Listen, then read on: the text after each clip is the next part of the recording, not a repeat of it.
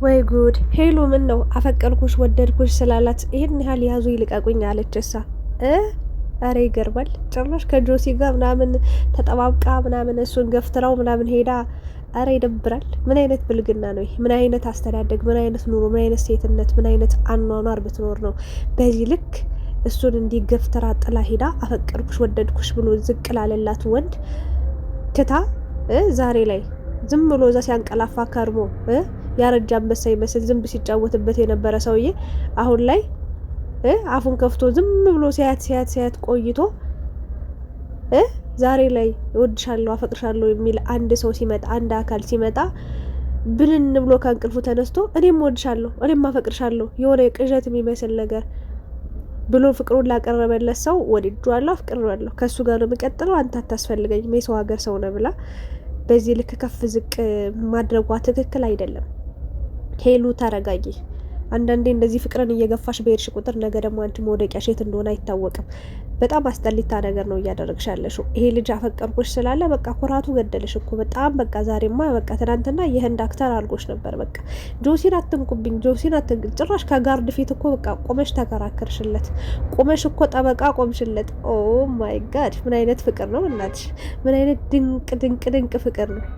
አይለያችሁ፣ ከጆሲ ጋር አይለያችሁ። ይህ እንቅልፋ ሞዛዛ ደግሞ ከየት ከርሞ መጦ ነው አሁን ላይ ይሄ ልጅ ፍቅሩን በሚገልጽበት ታይም መጦ የፍቅር መቀስ የሚሆንበት? ምን ትዝ አለኝ መሰላችሁ? ጆሲ ይሄንን የፍቅር ጥያቄ ለሄሉ ሲያቀርብላት ማለት ነው የሆነ አንድ የትግረኛ ሙዚቃ አለና ሙዚቃ ላይ እና አንዱ እህቱን ወዶ መጣ። ቆንጅዬ እህት አለችው እና ህፃኑ ልጁ ገና ጮጬ ነው እና እሷን ለማየት ሲመጣ ያቀሳስርበት ነበር። ከዛ የሆነ ፕሮግራምም ተካሂዶ እንደዚህ ፕሮግራም ላይ አብረው እየጨፈሩ ምናምን በመሀል እየገባ አብሯት እንዳይጨፍር ያደርግ ነበር። በኋላ ላይ እሷ ራሱ እየፈለገችው ነበር እኮ ግን የፍቅር መቀስ የሚሆኑ አንዳንድ ሰዎች አሉ። እሱ ነው ትዝ ያለኝ። ለማንኛውም ግን ምንድነው የተፈጠረው ነገር? ብዙ ነገር በኢንዲ እንዲሁም ሄሪክ እንዲሁም ደግሞ ጆሲም ሄሉም ሰሞኑን ያው የተጀመረውን ነገር አይታችኋል። አንድ ሰው እንግዲህ ከውጭ ሀገር ለኢንዲ ሄሉን እንደወደዳት እንዳፈቀራት ለእናቱም ስለ እናቱም ብዙ ታሪክ ነግሮት ምናምን ሄሉን እንግዲህ ለማገናኘት ወስኖ ቃል ገብቶለት ይዞት መጣ። አገናኛቸው። ሄሉም እንግዲህ ምላሿ ያው ጥሩ የሚሆን አይሆንም ማለት ያለባትም ብላ በሰዓቱ አለፈ፣ ተዘጋለቀ።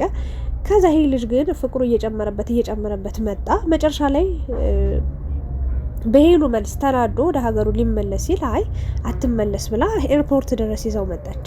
እዛም እያለ ወይ ሂዳ ላለችው ወይ የፍቅር ጥያቄውን አልተቀበለችው ብቻ ይቀሳል ለመጠየቅ ነው ያ ነገር የሆነው። ከዛ በኋላ ፓስፖርቱ ተቀደደበት። ይሄ ልጅ ይሄዳል የተባለው ነገር ቀረ ማለት ነው ባጭሩ። ከዛ ግብዣ ጋበዛት፣ ስጦታ መጣላት፣ ተቀበለችው። ቆንጆ ልብስ ነው ወደደችው፣ አማረባት፣ ለብሳው ሄደች። ግብዣ አደረገላት፣ እንደ ሴት በደንብ ተንከባከባት፣ ፍቅር ሰጣት። በአጠቃላይ ቆይ ጆሲ አንተ እዚህ ቆይ ብላ ወይ ደግሞ ከጆሲ ጋር የነበራትን ቀጠሮ ሰርዛ እሱ ጋር ሄዳ ጥሩ ጊዜ አሳልፈው መጣች። እሱም በጣም ደስተኛ ነበረ፣ እሷም እንደዛው ፈገግ ብላ አምሮባት ቆንጆ ሆና ነበር ሄደችው፣ ልዕልት ሆና ማለት ነውና ከዛ በኋላ እየጠጣም እየመጣ በቃ ሄሉ ተረጂ ነው የሚለው። በቃ አሁንም በቃ የሆነ ሰዓት ላይ እንደምትረዳው ነው። በቃ ሰዓትና ቦታ ነው እየጠበቀ ያለው። የሆነት ለመናገር ምንም ፍቅሩ ራሱ አልወጣለትም። ገና ይፈልጋታል በጣም በደንብ ገና ማለት ነው በደንብ ይፈልጋታል። ለምን በደንብ እየተከታተላት ነው ያለው፣ በደንብ እየለመናት ነው ያለው። በቃ የሆነ አንድ ቀን ተስፋ አድርጓል በቃ እንደምትመለስ ወደሱ እሺ እንደምትለው ምናምን እየጠበቀ እያለ ጆሲ በመሀል የሆነ ፕሮግራም አዘጋጅቶ እግዚአብሔር ምስክሬን ጭንቅላቱ ላይ በጣም በቃ ሞራሉ ላይ በጣም ነው የተረማመደበት። ጫማውን አውልቆ አይደለም እስከ ጫማው በቃ ሞራሉ ላይ ነው የረገጠበትና ጠርቶት ለፍቅረኛዬ ወይ ደግሞ የፍቅር ጥያቄ ላቀርብ ነው። ኤንዲ ራሱ ገረመው። እኔም ማላቃት ፍቅረኛ እኔም ማላቃት ጓደኛ ከየት መጣች እስከ ዛሬ እንዴት አልነገርከኝም ብሎ እስኪ ደነግጥ ድረስ በጣም ደብሮት ነበር። ኤሪክ ደግሞ በጣም ደስተኛ ሆኖ ነበረ ማለት ከሄሉ ስር እያለ በቃ ሁለታቸውን አላስነግር በቃ ብሎ በቃ በቅናት አብዶ ነበር። ምን አለፋቸው በቃ ጭር አጎት ነበረ። ምክንያቱ ለምን እንደሆነ አላውቅም። እኛ የአበሻ ወንዶች እዚህ ቁጭ ብለን እንዴት የውጭ ዜጋ ላይ ቁጭ ብዬ ሙቻለሁ አብሎ ነው መሰለኝ አላውቅም። ያኔ ነው የነቃውና ሲንጨራጨር ነበረ። ሄሪክም በጣም ተናዶበት ነበር። ለምን ከሷ ስርስር ይላል ምናምን አይነት ነገር ብቻ እየደበረው ሲመጣ መጨረሻ ላይ ይህንን ፕሮግራም ሲያዘጋጅ ጆሲ ኤሪክም ደስ አለው። በቃ እኔ እንጃ አለ፣ ደስ ብሎኛል አለ። ለምን በቃ ከህይወቱ ሊወጣለት ነበር የመሰለው፣ ከሄሉ የሚርቅ ነበር የመሰለው። ሌላ ሴት ካገባ ሌላ ፍቅረኛ አለኝ ብሎ ቀለበት ካረገላት ምናምን ነገር በቃ አለ አይደል፣ የኔና የሄሉ ነገር ማንም ሰው ሊያስቆመን አይችልም። እስካሁን ጆሲ ነበር እንትን ሲለኝ የነበረው ብሎ በጣም ደስተኛ ሆነ። በቃ ያንተን ፍቅር ባዩዋት ምናምን እያለ ነበርና መጨረሻ ላይ በጣም ያሳቀኝ ፓርት ደግሞ አለ። ሰሞኑ ትንሽ ታምሜ ቪዲዮ ልስራ አልቻልኩም፣ ግን ቪዲዮቻቸውን እያየሁ ነበርና ሄሉን ነይ እዚህ ጋር ቁጭ ብሎ አስቀምጣት ጆሲ ማለት ነው። እንዴ ያንተ ፍቅር ስትመጣ የት ልታስቀምጣት ነው ምናምን እያለው ነበርና አሳቀኝም አሳዘነኝም። እና በዛ ልክ ጆሲ የሚያስቀይም ነገር አድርጎ ነበር። እግዚአብሔር ምስክሬን የራሱ ምን አይነት ጀዝባ ነው እያልኩ ነበር። አይባልም ቃሉ፣ በእርግጥ አናደደኝ እና እንደዛ እያልኩ ነበር። ለምን በዚህ ፍጥነት እንዴ? እንደዛም ቢሆን እኮ የሚያፈቅራት የሚወዳት ከሆነ ከእንቅልፉ አሁንም ከነቃ አሁንም ከሆነ ትዝ ያለው ስለ ፍቅር አይ ሄሪክ እኔ እኮ ሄሉን እንዲ ወዳታለሁ፣ እኔም ማፈቅራታለሁ እንደዚህ ብሎ ማስረዳት መናገር ሲችል ይሆናል አይደለ? በጋድ እኔ ካንተ ወስዳታለሁ አይነት ነገር ፉክክር ውስጥ አይነት ነገር ገብቶ ልክ እሱ እንደማይፈልግ አድርገው ጆሲ እንደተፈላጊ አድርገው ያን ፕሮግራም አዘጋጀ። ከዛ ሄሉ ደግሞ በሰዓቱ ደነገጠች። ሄሪክም ምናምን ተናደደ ምናምን ነገር መጨረሻ ላይ አፈቅረዋለሁ እኔም ብላ መጣች ሄሉ ማለት ነው። ይህን ያህል ጀዝባ አረጋችኋት ሄሉን። እግዚአብሔርን የምትሰድቧት ሰዎች አላችሁ፣ ህብስ ጥርግ አርጋችሁ ማለት ነው። እኔ እንደ መግቢያ ያልኩትኝ ያው የራሴ ሳይሆን እናንተ ከጻፋችሁት ኮሜንት ተነስቼ ነው ያንን ነገር ልል የቻልኩት። እና እስከ ከእግር ጥፍሯ እስከ ጸጉሯ እስከ ጭንቅላት ጸጉሯ ድረስ ነው ስትሰድቧት የነበረው። ለምን እንደዚህ አትረጁም? በእርግጥ ንግግሯ ደስ አይልም፣ አልዋሻችሁም። እንኳን እሷ ጆሲም በእርግጥ ጆሲንም በእንደዚህ አይነት ስርዓት አይተነው አናውቅም። ወጣ ያለ ንግግር አይናገርም። በጣም ቁጥብ የሆነ ልጅ ነው። በጣም ትሁት የሆነ ልጅ ነው ምናምን ነገር እና ታዲያ ምን ተፈጥሮ ነው ሄሪክ ላይ እንዲህ የጨከኑበት፣ ሄሪክ ላይ እንዲህ የተዘባበቱበት፣ ሄሪክ ላይ በዚህ ልክ ሊያንቋሽሹት ሙድ ሊይዙበት በቃ ምናምን ብላ ጋርድ ፊት ራሱ እስከ መቆም ለጆሲ እስከ መቆርቆር ያደረሳት ነገር ምን ተፈጥሮ ነው? ምን ተገኝቶ ነው? ሄሉ ምንድን ነው በዚህ ልክ የቀያየራት የሚለውን ነገር ስመጣላችሁ እንደኔ ሄሪክ ስታየው የሚፋታት አይነት አይደለም። ይሄ ልጅ በቃ ያልሆነ መስመር ውስጥ እየገባ ነው፣ እየሄደ ነው። ሄሉን ለማግኘት ተስፋ እያደረገ ነው። ሄሉ ጋር ለመሆን በጣም ብዙ ህልሞችን እያለመ ነው። ቆሞም ተኝቶም በቃ ይሄን አድርግ ሲሉት ባለፈው አይታችኋላ፣ ሲጋራ ስታጨስ እንደዚህ ስትል ምናምን ብለው ብዙ ነገሮችን ነግሮት ጭራሽ አደባባይ ላይ ወጥቶ ብዙ ነገር ሲያደርግ ሲጠጣ ነበር። እንግዲህ ያስቡትና ይሄ ሀሳቡ እንደማይሆን ስለምታውቅ ሄሉ ይህንን ሀሳብ ያመጣችው ይመስለኛል። ማለቴ ጆሲና ሄሉ ተመካክረው ወድሻለሁ፣ አፈቅርሃለሁ ተባብለው ሄሪክን ከእሷ ህይወት እንዲርቅ የራሱን ህይወት እንዲጀምር ምናምን ነገር ያሰበች ይመስሎኛል። እንደዛ ነው እንጂ በዚህ ልክ ለወንድ ልጅ ንቀት አታሳይም። እንደዚህ አይነት ባህሪም የለባትም ሄሉ። በደንብ አውቃታለሁ ብያችኋለሁ። እኔ ከሀስከበ የፈለጋችሁትን ጠይቆኝ እነግራችኋለሁ። እኔ ስለ ሄሉ ማለት ነው። የወረደ ነገር አታደርግም። ልክ እንደ ሌሎች ሴቶች ባለጌ ብትሆንማ ማለት ነው እናንተ እንዳስቀመጣችኋት፣ እናንተ እንደሰቀላችኋት እንደዚህ እንደ መጥፎ ሰው ቢሆንማ ኖሮ ነጭ ነው ብላ ተፍ ብላ እግዚአብሔርን ያለ የሌለው ላጠላጠላ አርገው ባዶ ራቁቱን ታስቀረው ነበር፣ እውነቱን ስነግራችሁ።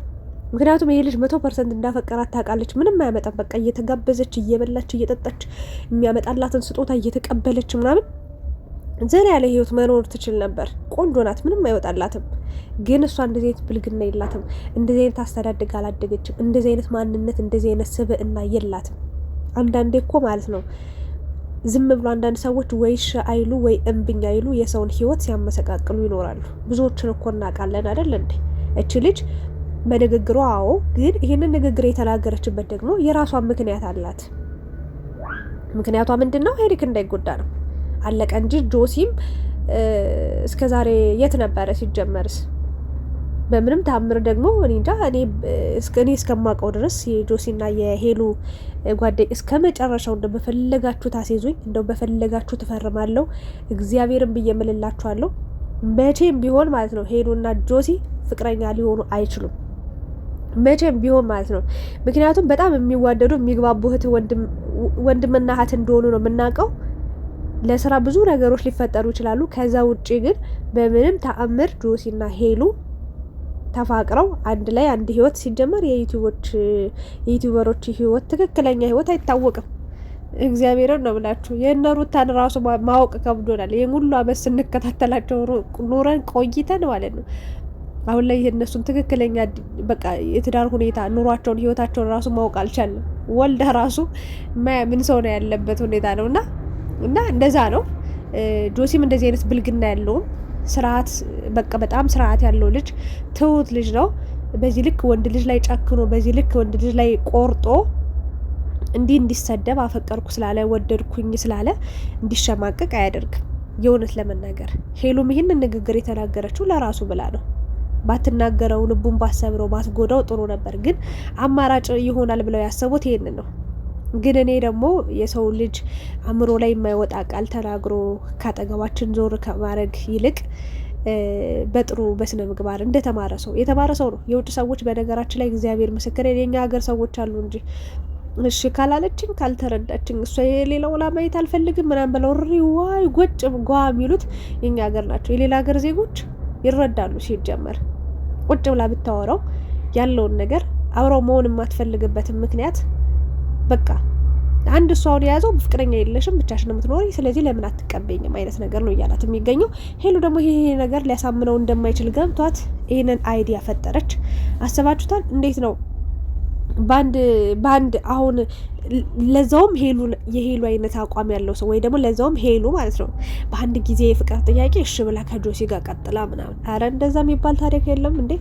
ሲጀመር የጆሲ የራሱ ህይወት አለው አይደል እንዴ? ሰላም የምትባል ልጅ ነበረች። በእርግጥ ጆሲን እወደዋለሁ፣ በጣም ምርጥዬ ልጅ ነው። በእግዚአብሔርን ነው የምላችሁ፣ በጣም ምርጥዬ ልጅ ነው። ግን ዩቲዩበሩ ነው ስንቱን ተከታተላችሁ ትዘልቃላችሁ። አንዳንዴ ያው ያለው ቪዲዮቹ ምናምን እና የሆነች ሴት ነበረች ሰላም ነው ምናምን የምትባል እሷም አለች። ከእሷ ጋር ያልተቋጨ ነገር እያለ እንዴት ነው ከሄሉ ጋር የሚጀምሩ? አስባችሁታል?